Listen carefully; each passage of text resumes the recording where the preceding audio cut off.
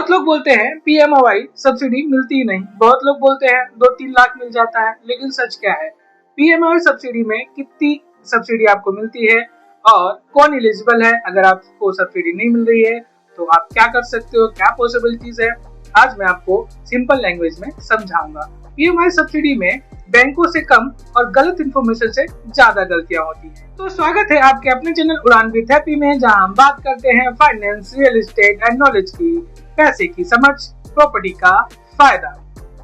PMAY 2.0 क्या है? PMAY का फुल फॉर्म है प्रधानमंत्री आवास योजना। इस स्कीम के तहत government lower middle class and middle class families को घर दिलाने में मदद करती है, जो गवर्नमेंट होम लोन सब्सिडी देती है। होम लोन में जो इंटरेस्ट होता है वो उसकी सब्सिडी देती है। इसका मैक्सिमम फायदा आपको 1,80,000 तक मिल सकता है।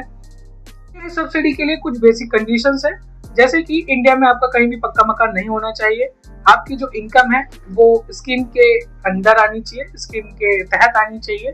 सेकेंड थिंग, आपका जो होम लोन चल रहा है वो अप्रूव्ड बैंक या एनबीएफसी में होना चाहिए, और जो आपका जो मकान है, जो प्रॉपर्टी है, वो रेसिडेंशियल एंड अप्रूव्ड होनी चाहिए। अगर ये सब एलिजिबिलिटी आपकी है तो आपको प्रधानमंत्री आवास योजना के तहत 1,80,000 रुपया बिल्कुल मिल सकते हैं। पीएमएवाई सब्सिडी का प्रोसेस सिंपल है। ऐसा है कि पहले आप लोग बैंक को लोन के लिए अप्लाई करते हो, बैंक आपका पीएमएवाई सब्सिडी के लिए एलिजिबिलिटी चेक करता है, फिर बैंक आपका गवर्नमेंट पोर्टल पे उसकी आपकी इंफॉर्मेशन, आपका form, sanction letters and all things upload करता है। फिर गवर्नमेंट वेरिफिकेशन कराती है आपकी। अगर वेरिफिकेशन ओके आता है और आपका सब्सिडी अप्रूव होता है तो सब्सिडी का लोन जो भी अमाउंट है वो लोन अमाउंट में, प्रिंसिपल अमाउंट में एडजस्ट हो जाता है, जिससे आपका इंटरेस्ट भी कम हो जाता है, इंटरेस्ट भी कम लगता है, ईएमआई भी कम हो सकती है, आपको डायरेक्ट सब्सिडी का फायदा मिल जाता है। सबसे बड़ी गलतफहमी लोगों को ये है, लोग सोचते हैं कि लोन को ट्रांसफर करा के या फिर रीफाइनेंस करा के भी सब्सिडी मिल जाती है, लेकिन सच ये नहीं है। सब्सिडी सिर्फ फ्रेश लोन पे मिलती है, जो तुरंत सैंक्शन हुआ हो या तुरंत ही आपका लोन हुआ हो, तुरंत आपने परचेस किया हो। अगर एक बार आप बैलेंस ट्रांसफर करा लेते हो या रीफाइनेंस करा लेते हो तो सब्सिडी आपके लिए आप सब्सिडी के लिए एलिजिबल नहीं होते हो, वहां पे सब्सिडी एप्लीकेबल नहीं होती है।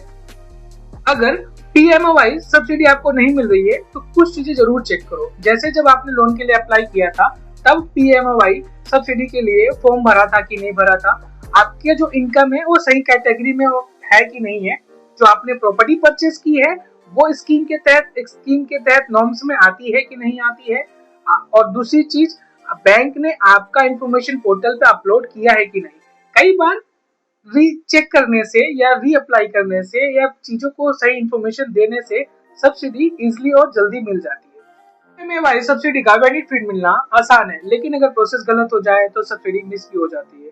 हाँ, एक और इम्पोर्टेंट बात, वेडनेसडे को मेरा एक शॉर्ट्स आने वाला है जिसमें मैं आपको बताऊंगा कि आप खुद से रजिस्ट्रेशन कैसे कर सकते हो। मैं आपको स्टेप बाय स्टेप बताऊंगा कि अगर आपका होम लोन ऑलरेडी चालू है, आपको सब्सिडी नहीं मिली, तो आप स्टेटस कैसे चेक कर सकते हो, और अगर आप होम लोन लेने वाले हो या आपका होम लोन चालू है और आपको सब्सिडी नहीं मिली है तो कमेंट में लिख दीजिए पीएमएवाई, मैं आपको खुद गाइड करूंगा और आपको सब्सिडी जरूर मिलेगी। वीडियो अच्छा लगा हो तो सब्सक्राइब कर दीजिए, शेयर कर दीजिए उन लोगों के साथ जिनका होम लोन चालू है और प्रधानमंत्री आवास योजना का उनको लाभ नहीं मिला है। मिलते हैं नेक्स्ट वीडियो में नेक्स्ट फाइनेंशियल सॉल्यूशन के साथ। Thank you.